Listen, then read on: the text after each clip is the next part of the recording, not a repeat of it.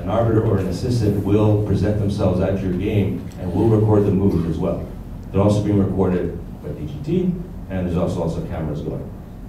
But the moves are being recorded, and when we hit move 40 by both players, that's being considered the equivalent. The way the laws are written right now, it refers to flag fall, but there's no flag fall though because the loop had at the time been added. So after both players have cleared move 40, the clocks will be paused, and both players will begin the opportunity to catch up their score sheets before the game continues. Any questions about that?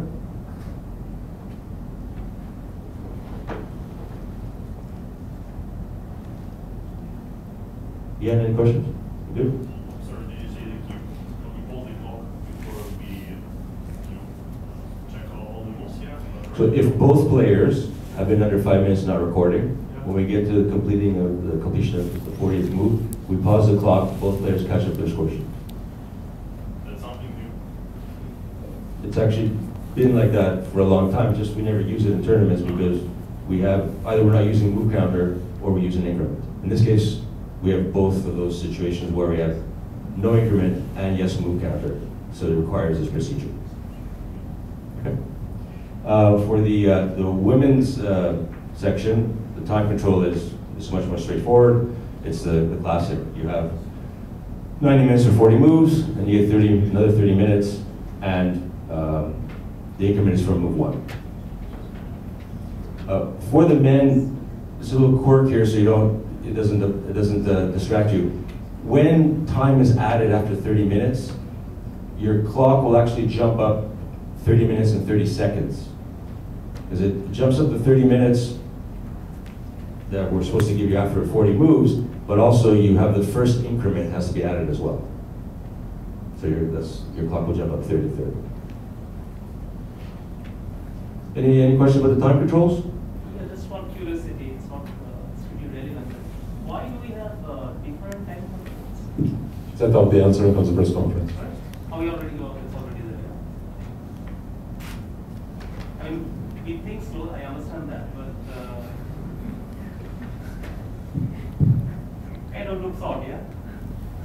But the because we're playing in the same room, I think time scramble with different times. It would probably be some could be uncomfortable for other players. I would say. Some are Very important. Yeah. I think that was the point. Control is so terrible. Because one is incredible. It's actually kind of will balance out. No, I mean like it would be like 120 for basically 2 hours before you move off. Comes to the different times. Yes, it's important not to have any sort of extra noise or chaos. We will strictly monitor that, yeah, for sure. But the time control is assessed. No, but I think the point was that in women's game, they will come to time control faster, right? They're having Roughly 1 hour. Yeah, 1 hour, exactly. They're having 1 hour less combined. No, 20 minutes. No, it's 90 minutes and 120, right? Can you go? Yeah, 20 minutes.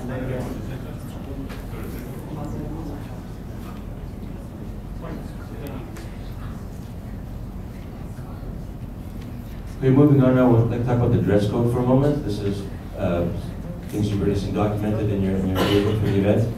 So those regulations are posted up there. What the expectations are for men and women, and the things that you should not wear. Regarding draw by mutual agreement, please be aware that it's after 40 moves. So you cannot have a draw by mutual agreement before black completes their 40th move. It's not the Sophia 30 moves, so it's 40 moves. Okay? Of course, if you have a threefold repetition, you know the process. An arbiter will come over and either you will claim that a position has just occurred threefold, or that your next move will do so, and in that case, the move will be played on the board, and it will verify that threefold has occurred.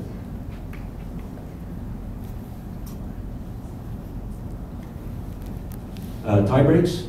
So if there is a tie for first place, there will be a series of playoffs with multiple stages. For any other tie position, there won't be playoffs. the tie breaks listed up there are the ones that will be followed to determine places to finish.